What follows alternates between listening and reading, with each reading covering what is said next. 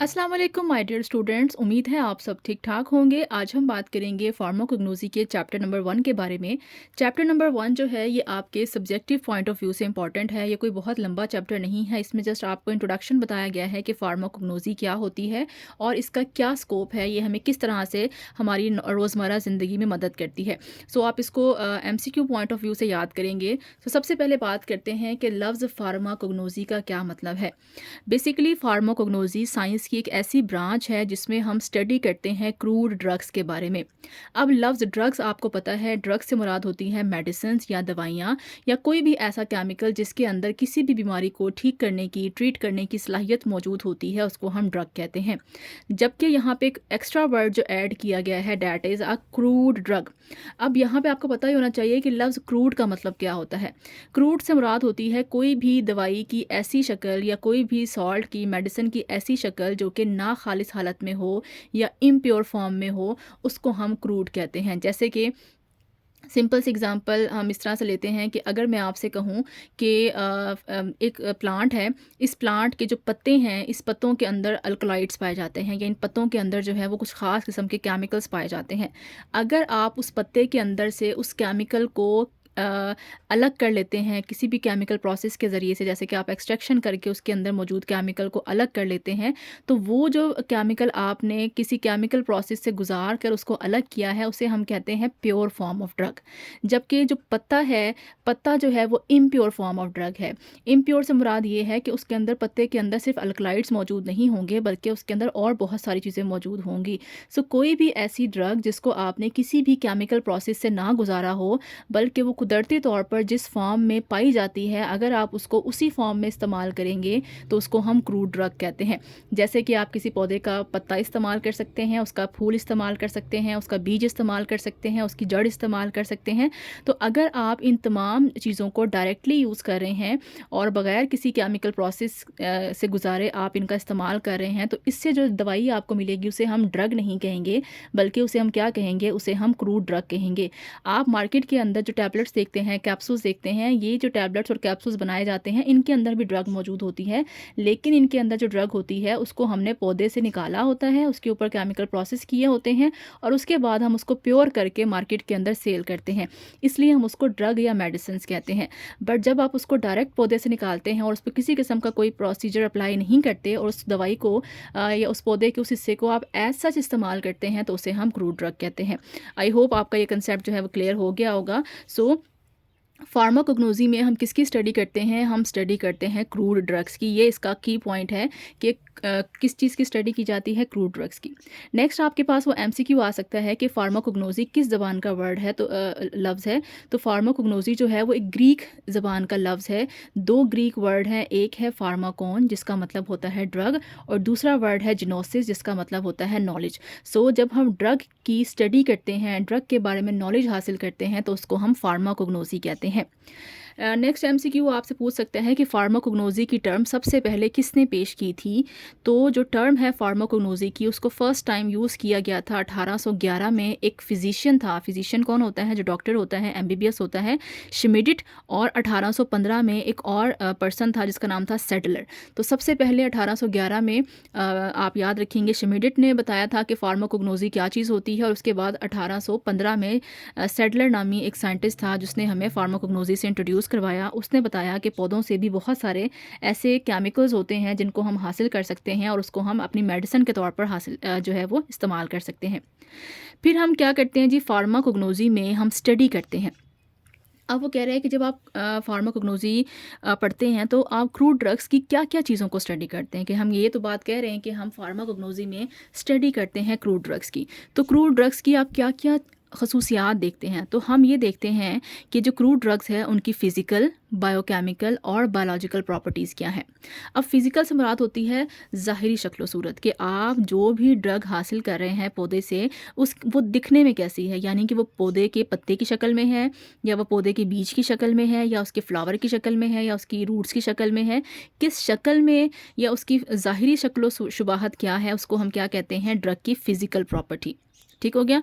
Biochemical properties क्या होती हैं? बायोकेमिकल प्रॉपर्टी ये है कि आप पौधे का जो भी हिस्सा इस्तेमाल कर रहे हैं, चाहे आप रूट्स यूज़ कर रहे हैं, आप शूट्स यूज़ कर रहे हैं, आप उसकी जो है वो फ्लावर्स यूज़ कर रहे हैं या आप उसका लीफ यूज़ कर रहे हैं, उसके अंदर कौन-कौन से केमिकल्स मौजूद हैं। अगर आप किसी भी पौधे के अंदर मौजूद केमिकल्स को स्टडी करते हैं, तो उसको हम कहते हैं कि हम उस ड्रग की बायोकेमिकल स्टडी भी करते हैं। यानी कि अगर आप कोई पत्ता तोड़ के लाते हैं, तो उस पत्ते के अंदर कुदरत ने बहुत सारे इंग्रेडिएंट्स रखे हैं। उसके अंदर अल्कलॉइड्स भी हो सकते हैं, उसके अंदर ग्लाइकोसाइड्स भी हो सकते हैं, उसके अंदर जो है वो वोलेटाइल ऑयल्स भी हो सकते हैं, उसके अंदर फिक्स्ड ऑयल भी हो सकते हैं। तो हमने ये देखना है कि उसके अंदर कौन-कौन से केमिकल्स मौजूद हैं। जब हम उन केमिकल्स को स्टडी करते हैं, तो उसको हम बायोकेमिकल स्टडी कहते हैं। और आखिर में आता है बायोलॉजिकल प्रॉपर्टी। बायो का मतलब होता है लाइफ, लॉजी मीन स्टडी। फिर हमने ये देखना है कि जो केमिकल हमें पौधे से मिला है, इसका इंसानी ज़िंदगी पे क्या फ़ायदा है, कि यानी अगर हम इस केमिकल को किसी भी जानदार की बॉडी के अंदर इस्तेमाल करेंगे, तो उस केमिकल से जानदार की बॉडी को कौन सा फ़ायदा होगा, किस बीमारी के इलाज के लिए केमिकल इस्तेमाल किया जा सकता है। सो इन 3 चीज़ों की जब हम स्टडी करते हैं, इसको हम फार्माकोग्नोसी कहते हैं। और साथ साथ हम ये भी देखते हैं कि इस ड्रग के अंदर कौन कौन से केमिकल्स मौजूद हैं। सो आई होप ये पॉइंट आपका क्लियर हो गया होगा कि फार्माकोग्नोसी में हम ड्रग की ज़ाहिरी शक्ल सूरत, उसके अंदर मौजूद मुख्तलिफ़ किस्म के केमिकल जो कि कम मिकदार में भी हो सकते हैं, ज़्यादा मिकदार में भी हो सकते हैं। इसके साथ साथ ये जो केमिकल्स हैं, ये बॉडी में क्या जाके काम करेंगे, किस बीमारी के लिए काम करेंगे, इन तमाम चीज़ों की जब हम स्टडी करते हैं, तो इसको हम फार्माकोग्नोसी कहते हैं। सो मेन डेफिनेशन फार्माकोग्नोसी की ये है, अगर आप ये भी लिख देते हैं तो भी काफ़ी है, बट ये आपको अपने नॉलेज के लिए पता होना चाहिए। नेक्स्ट आता है स्कोप ऑफ फार्माकोग्नोसी। बहुत आसान सा कंसेप्ट है। इसमें आपने बस ये याद रखना है कि आपके फार्माकोग्नोसी के जितने भी चैप्टर्स आप आगे जाके पढ़ेंगे ना, आप स्कोप में उन तमाम चैप्टर्स के नाम लिख देंगे। जैसे कि आपने अभी फार्माकोग्नोसी पढ़ी है, तो फार्माकोग्नोसी में आपने एटलीस्ट चैप्टर्स तो देखे होंगे। तो हम ये कह सकते हैं कि जो फार्माकोग्नोसी है वो हमें हेल्प आउट करती है, या फार्माकोग्नोसी में हम किस चीज़ को स्टडी करते हैं। फार्माकोग्नोसी से हम क्रूड ड्रग्स को स्टडी कर सकते हैं। इसके अलावा हमने पॉइजनस प्लांट का चैप्टर पढ़ा था, तो हम कह सकते हैं फार्माकोग्नोसी हमें ये बताती है कि सारे के सारे पौधे जो हैं वो फ़ायदेमंद नहीं होते। कुछ प्लांट्स ऐसे भी होते हैं जो पॉइजनस होते हैं, लिहाजा हमें उनको अवॉइड करना चाहिए। इसके साथ साथ हमने क्रोमेटोग्राफी पढ़ा, इसके अलावा हमने एंजाइम्स का चैप्टर पढ़ा, हमने हाइपर सेंसिटिविटी का चैप्टर पढ़ा। तो हम कह सकते हैं कि फार्माकोग्नोसी हमें बताती है कि बॉडी के अंदर कौन कौन से एंजाइम्स मौजूद होते हैं और वो बॉडी में किस तरह से काम करते हैं। इसके अलावा आपने हाइपर सेंसिटिविटी का चैप्टर भी पढ़ा है। हम ये भी कह सकते हैं कि फार्माकोग्नोसी में बताती है कि एलर्जी क्या होती है और एलर्जी की ट्रीटमेंट हम कैसे कर सकते हैं, कौन कौन से पौधे इस्तेमाल करके हम एलर्जी को ट्रीट कर सकते हैं।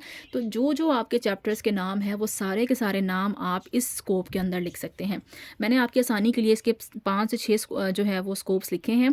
पहला ये कि फार्माकोग्नोसी में हम स्टडी करते हैं किस चीज़ को, क्रूड ड्रग्स को स्टडी करते हैं। इसके अलावा हम ये स्टडी करते हैं कि जो ड्रग होती है या जो प्लांट्स होते हैं उनकी काश्तकारी कैसे करनी है। आपको पता है, कभी आपने घर में पौधे लगाए हों तो आपको पता है कि हर पौधे का एक टाइम होता है कि इसका बीज इस मौसम में बोना चाहिए, इस मौसम में फल देता है, इस मौसम में ये फूल देता है, इस मौसम में ये जो है वो इसके ऊपर फ्लावर्स आते हैं। तो उसका एक ख़ास टाइम पीरियड होता है। तो हमें ये पता होना चाहिए कि अगर हमें किसी पौधे से कोई केमिकल हासिल करना है, तो हमें सबसे पहला पता ये होना चाहिए कि उस पौधे को किस मौसम में उगाना है, किस मौसम में उसको काश्त करना है, ताकि उसकी ग्रोथ अच्छी हो, हमें ज़्यादा से ज़्यादा केमिकल्स मिल सकें। सो आपको पौधे के बारे में फुल नॉलेज जो है वो होना चाहिए। इसके अलावा कलेक्शन ये है कि जब भी पौधा जो है आपने लगा दिया है और उसको प्रॉपर आपने तवज्जो दी और पौधा बड़ा हो गया, अब उसके ऊपर जो है वो प्लांट्स के ऊपर जो है वो अब फूल और फल आना शुरू हो गए हैं या बीज लगना शुरू हो गए हैं, जिससे आपने ड्रग को निकालना है। अब सेकंड मेथड आपको ये पता होना चाहिए कि आपने इस पौधे से ड्रग्स को कैसे निकालना है। आपको पता होना चाहिए कि ड्रग जो है वो इसके पत्ते में है या इसके फ्लावर में है या इसके बीज में है, और जिस चीज़ में भी ड्रग है तो उसको निकालने के लिए आपने कौन सा मेथड इस्तेमाल करना है ताकि आपका केमिकल्स जो है वो ज़ाया ना हो। इसके साथ साथ जब भी आप कोई भी ड्रग जो है वो कलेक्ट करते हैं, हमेशा उसको ड्राई करके यूज़ करते हैं। ड्राई इसलिए हम करते हैं कि जब भी आप किसी चीज़ को ड्राई फॉर्म में कर लेते हैं तो मॉइस्चर को आप रिमूव कर देते हैं, उसके अंदर से पानी ख़त्म हो जाता है और चीज़ जो है वो ड्राई हो जाती है। जब किसी भी चीज़ के अंदर से आप मॉइस्चर को रिमूव कर देते हैं तो उसके ऊपर जरासीम के रहने के चांसेस जो हैं वो कम हो जाते हैं। जरासीम जो है वहाँ पे सर्वाइव नहीं कर सकता और एज अ रिज़ल्ट जो है आपका जो प्रोडक्ट है वो लंबे टाइम तक चल सकता है। तो इसलिए आप जो ज़्यादातर मेडिसिन्स बनाते हैं वो ड्राई फॉर्म में बनाते हैं, या जो हम ख़ाम हालत में जो चीज़ें स्टोर करते हैं हम कोशिश करते हैं कि उसके अंदर से मॉइस्चर को रिमूव कर दें।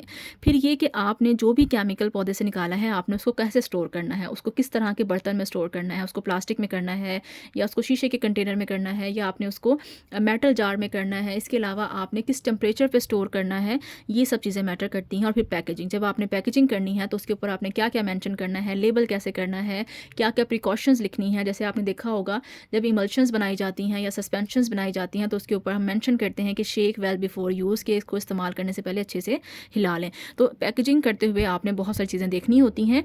इसके अलावा allergens to treat the allergy, फार्माकोग्नोसिया में भी बताती है कि एलर्जेंस क्या होते हैं और हम इससे एलर्जी को कैसे ट्रीट कर सकते हैं। एंजाइम्स क्या होते हैं और उनका बॉडी में क्या रोल होता है, ये भी चैप्टर हमने पढ़ा है। हर्बल ड्रग्स क्या होती हैं और वो बीमारियों के इलाज के लिए किस तरह से इस्तेमाल की जाती हैं। हर्बल ड्रग्स का मतलब होता है, हर्ब्स मीन जड़ी बूटियाँ, वो दवाइयाँ जो कि जड़ी बूटियों से हासिल की जाती हैं, जैसे कि डिजिटेलस है, सेना है, अकेशिया है, एफिड्रा है। ये सारे के सारे केमिकल्स जो हैं ये हम पौधे से हासिल करते हैं और इसको हम मुख्तलिफ़ बीमारियों के इलाज में इस्तेमाल करते हैं। जैसे कि डायजॉक्सिन जो है वो दिल के इलाज के लिए बहुत अच्छा है। इसी तरह से जो हमारे पास ग्लिसराइज़ा है, मुलट्ठी है, वो गले के लिए बहुत अच्छी है, एक्सपेक्टोरेंट होती है, हमारे गले को साफ़ करती है। इसी तरह से जो हमारे पास कैथरंथस है, ये भी एक प्लांट है, इससे विनक्रिस्टीन और विनब्लास्टीन नामी केमिकल्स निकलते हैं, ये हमारे कैंसर के इलाज के लिए बहुत अच्छे हैं।